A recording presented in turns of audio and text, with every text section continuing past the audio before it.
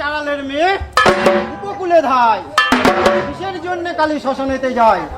শ্মশানেতে গিয়ে কালী কাটিলেন কলার মাছ, কলার মাছ কাটিয়া কালী বসিলেন ধ্যানে। আত্মরূপে শিখাইলেন মরার বাহনে। মরা নারে মরা খায়, মরা দেখে খিনখিনায়। মরার পৃষ্ঠে দিয়ে পাও সে ভোলা মহেশ্বর ধূপ না।